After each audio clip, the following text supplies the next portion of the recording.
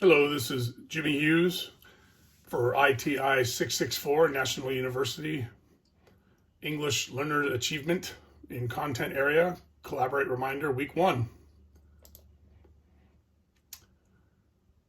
My research topic is about determining if universal design for learning strategies help ELL students progress in school as an English language learning student. My goal is to study if universal design for learning has a positive effect on English language learning students and their learning process. The reason I am investigating this topic is due to the fact that in Southern California, where I teach, the fastest growing population of students are the students where English is their second language. It is important for me as a teacher to be capable of teaching using the latest techniques in universal design for learning. My research questions: what are the effective practices and strategies of universal design for learning that can engage and positively help English language students? My data collection approach for this question is the observation of the teacher using UDL strategies. I'll use UDL as universal design for learning strategies, and my notes watching the engagement of the students, then the focus group interview portion with questions comparing and contrasting the two different strategies or styles of teaching. Also, second question is, how can educators use UDL strategies to engage the English language learners or ELL students, as well as all students in the classroom? The approach for this question is the two assessment strategies. I can effectively measure the actual learning of all the students using two different methods of assessments. This indicates positive learning for all the students, not only the ELL students, and that is a key to my research.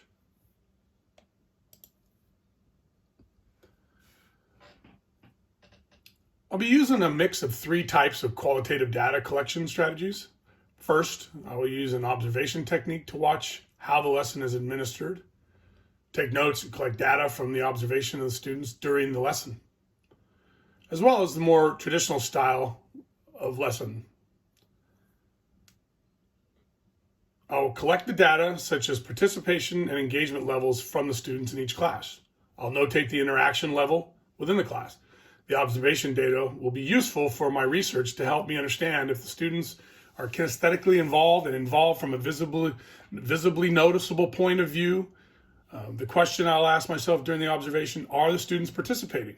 Are the students focused on the lesson?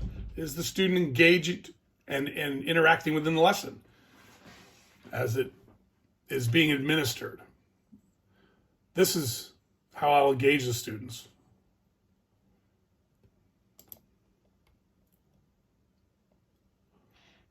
The experience, some of my resources and the experience I had with Caden, my critical friend, was brilliant. He was a better critical writer than me. Therefore, he helped me tremendously in the area of expressing what I wanted to say. In writing, it helped me, as well as being a critical friend. He was very useful. I needed to learn to critically read a paper and make useful and helpful suggestions. That helped me as much as it helped Caden. It was a very useful exercise indeed. The library was a tremendous and essential part of my research. It gave me a go-to place to focus all my attention and efforts while gathering the necessary articles and information for my study. My methodology in detail: the study will analyze the different methods of UDL as we discussed, and will it have a positive impact? I'll collect data from elementary school, middle-aged schools, and high school students. I will work with the teachers of these three different age levels to observe and research how their different UDL strategies are working in the classroom. Furthermore, it will show how UDL can engage all the students in the class, while at the same time engage the ELL students' learning needs. The importance of engaging ELLs and the importance of using exciting subject matter presentation. UDL is a way in which multiple means of presentation can help engage students.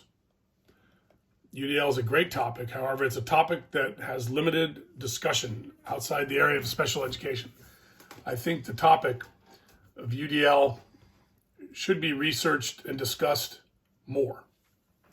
It has all the elements incorporate every student. It allows teachers to use multiple means of engagement and excite students using reading, writing, and arithmetic.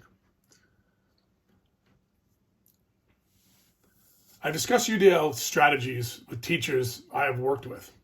The teachers tell me, with limited time in the day, week, and school semester, they feel pressured to get the standards taught as quickly as efficiently as possible. In their mind, UDL can add time and potentially take away from the standards being taught. This misunderstanding is a key limitation.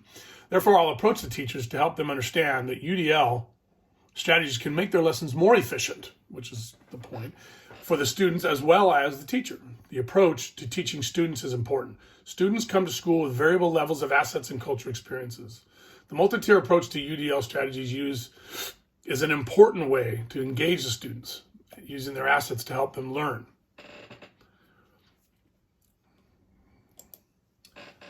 The misunderstanding is a key limitation, as we discussed before. Therefore, I'll approach the teachers to help them understand that UDL strategies can make their lessons more efficient, as we discussed. I plan to run 2 separate styles of lessons for a period that allows for a pattern of learning to take place. Then I will compare the 2 styles and the data collected during the lesson plans administered. The first style will use UDL strategy lesson plans. The second will use a more traditional lesson plan. I'll contact the local school district. I'll get permission from the main office, and then I'll contact the 3 school level principals. I'll contact the teachers to inform them of my research, and I will enlist their help. Once I have their help, I will set dates and times to be in the classroom. I'll create a permission slip. Furthermore, once I get in the classroom, I'll create a permission slip for all the students to take home and have their parents sign. The collection of data and research approaches will take 10 weeks to finish. This will require lesson plan development, lesson materials, permission slips, forms for my field notes, sample presentation. In all the cases, the data collection will not require any change in school policy or procedure. The data collection will be collected during the normal course of instruction. I'll spend 1 week at each of the 3 levels of the schools, elementary, middle, and high school, and I administer the lessons using UDL strategy. I'll spend 1 week at each level of the school administering the lesson using a traditional teaching approach.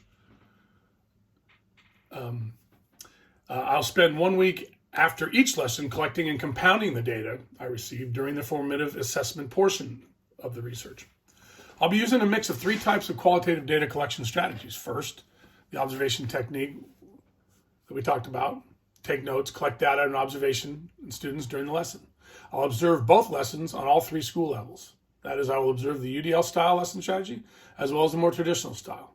I'll collect data such as participation and engagement levels from the students in each class. I will note the interaction level.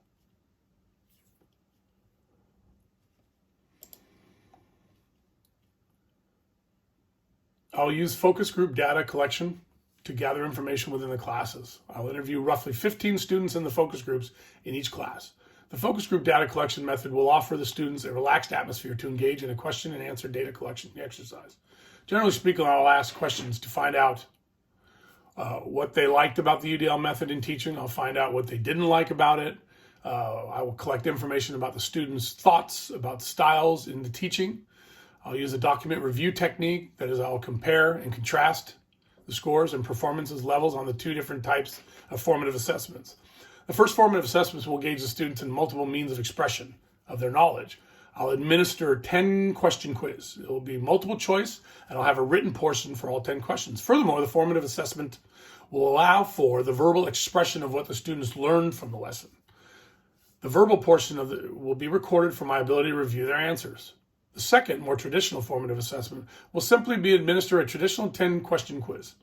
There'll be a time limit on no other means of representation than the expression of knowledge learned. That is the only means of expressing what the students learned via the lesson, is to take the quiz.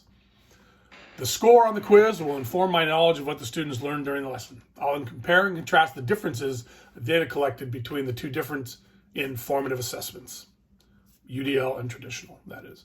Quantitative analysis document. The scores from all the different tests will be categorized by the different types of methods used to administer the test. The purpose of my different tests is to analyze the 2 different types of approaches to teaching ELL students. That is, I will use a UDL type of assessment and a traditional assessment. I'll score the test on a non-weighted score from 1 to 100.